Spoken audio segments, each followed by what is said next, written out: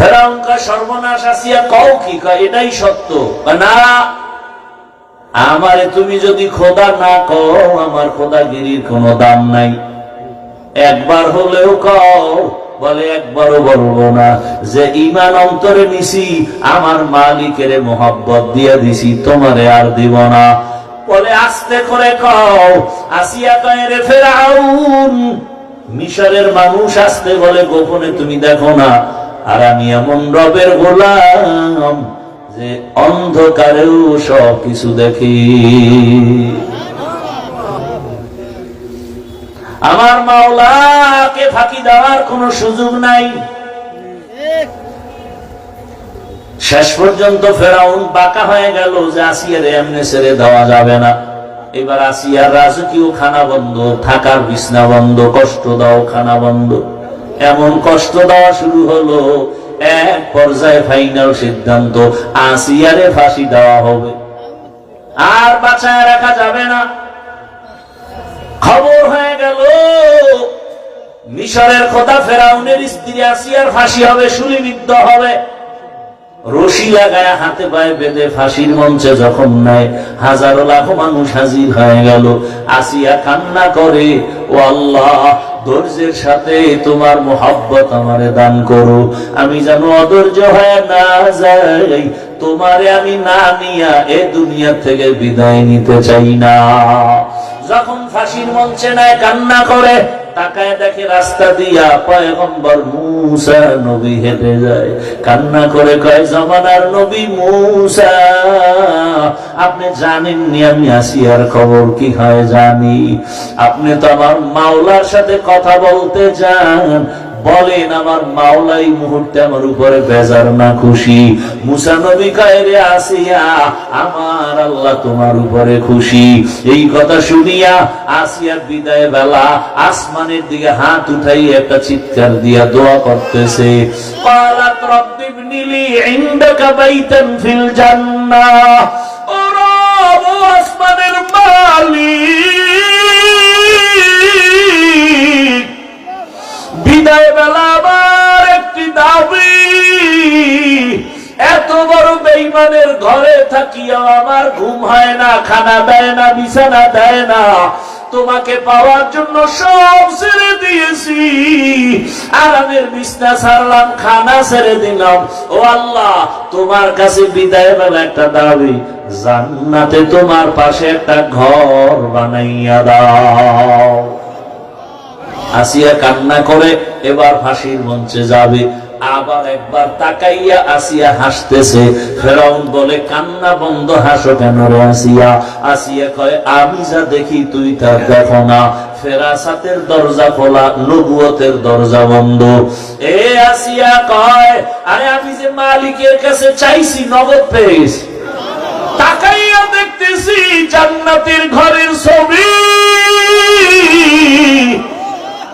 আর লক্ষ লক্ষ ফেরেশতা অপেক্ষা করে আমাকে, আমার রূহটা জান্নাতে নিবে, মালিকের সাথে মোলাকাত হবে।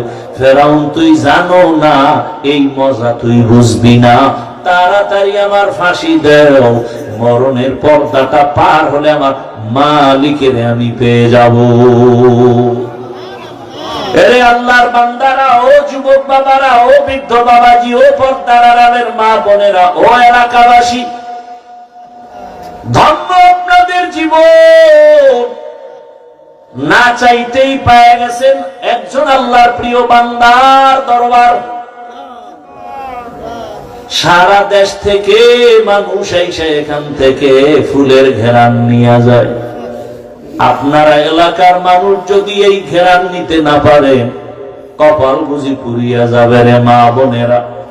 এখনো সময় আছে, আল্লাহর মোহাব্বত নিয়া আপনারা তো আর শামসুল হক সদর সাহেব হুজুরের আর পাবেন না, কিন্তু তার কলিজা ভাঙা চোখের পানির একটা ফসল রেখে গেছেন এই দরবারে মাদ্রাসা। আগলায় রাখবেন, কলিজা দিয়ে ভালোবাসবেন, মোহাব্বতের নজরে খেদমত করবেন।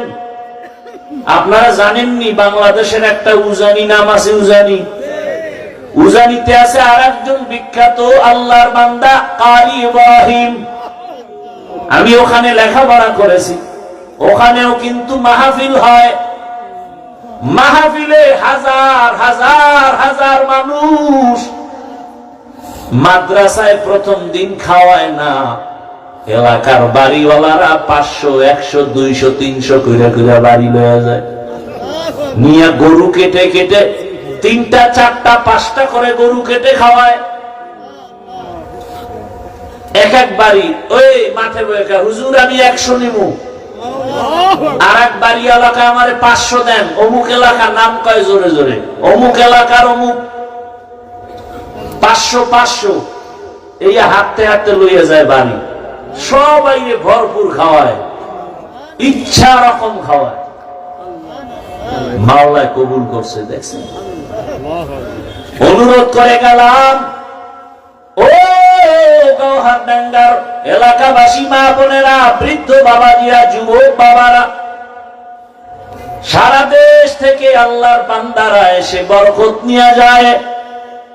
আপনারা এদের থেকে দোয়া নিবেন আর এই মাদ্রাসা আমানত রক্ষা করবেন। হাজার হাজার ছাত্র, হাজার হাজার হাফেজে কোরআন এখানে লেখাপড়া করে আলেম হবে, হাফেজ হবে। এখানে কত ওস্তাদ ওলামায়ে কেরাম, এদের সহযোগিতা করবেন, এদের থেকে দোয়া নিবেন, একবেলা খানা খাওয়াবেন, একটা ছাত্রের খরচ দিবেন। বাসায় একবেলা খানা খাওয়ান, একটা ছাত্র লেখাপড়ার খরচ দেন। মাওলা আপনাকে আলেম না বানাইলো, এর বরকতে আল্লাহ জান্নাত দিয়ে দিবেন। আর ঘরে ঘরে আপনারা এই মাদ্রাসার জন্য, খেদমতের জন্য বরকতের কলস দেখলাম, কলস ঘরে ঘরে নিয়ে মুষ্টি চাল দেয়। মাশাআল্লাহ, খুব সুন্দর সিস্টেম। এটাও একটা সুন্দর পথ। সবাই ঘরের মধ্যে একটা কলসি নিয়ে যাবেন, আর এটার মধ্যে মুষ্টি চাল রাখবে। আপনার হালাল টাকার কামাইয়ের চাল মাদ্রাসায় আসবে, ছাত্ররা খাবে, খাইয়ে কোরআন পড়বে। কিয়ামতের ময়দানে আমার মাওলা এই কোরআনওয়ালাকে জান্নাত দিবেন। আর কোরআনওয়ালা বলবে, আমি যার চালের ভাত খাইয়া কোরআন শিখছি, তারে না নিয়ে জান্নাতে যাব না। এলমেরা এজাজো করদান বেহিসাব, খলকেরা দাদান জওয়াবে বাসাওয়া। ভালোর সাথে থাকেন, আলেমের সাথে থাকলে কি কপাল পুরবে? এই আওয়ামী লীগের মধ্যে বহু আল্লাহর বান্দা এখনো দেশে শান্তিতে আছে না কেন? আলেমের সাথে সম্পর্ক, মাদ্রাসায় টাকা দেয়, কোনো টেনশন নেই, ইজ্জত আছে, আছে না নাই? বিএমপি করে বহু বান্দা, আলেমকে ভালোবাসে, মাদ্রাসায় দান করে, কোনো পেরেশানি নাই।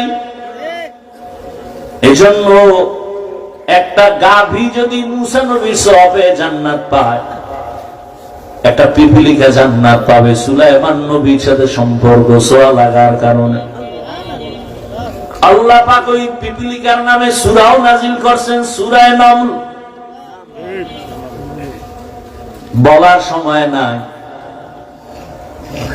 ভালোর সাথে থাকলে নাম। একটা কুকুর জান্নাতে যাবে, 7টা যুবক আল্লাহওয়ালা, এদের সোয়া লাগছে তো জান্নাত হয়ে গেছে। একটা কুকুর জান্নাতে যাবে, এই ঘটনা সব কোরআনে আছে। একটা গাধা জান্নাতে যাবে ওজায়ের নবীর সোয়া লাগার কারণে। উটনি জান্নাতে যাবে সালেহ নবীর সোয়া লাগার কারণে। সমুদ্রের একটা মাছ জান্নাতে যাবে ইউনুস নবীকে পেটে রাখার কারণে। এভাবে এগুলো সব ঘটনা কোরআনে, বলতে গেলে সারা রাত শেষ। ও আল্লাহর বান্দারা, বয়ান মাকসাদ না, শিক্ষা নেই আমরা। ইনশাআল্লাহ পেছনে যত ভুল করেছি সবাই সবকিছুর পাগল, মাঝখান দিয়ে আমি হব আমার আল্লাহর পাগল। আল্লাহর পাগল হতে যারা আল্লাহওয়ালা, তাদের সাথে সম্পর্ক। আল্লাহ পাক রব্বুল আলামিনের কাছে দোয়া করে, এখানে আল্লাহ যাদেরকে নিয়ে আসছেন কিছু পাই না পাই আমরা জানো আমার মাওলাকে নিয়ে যেতে পারি, আপন করে নিতে পারি। আল্লাহ সবাইকে কুদরতের দ্বারা তৌফিক দান করেন, আমিন।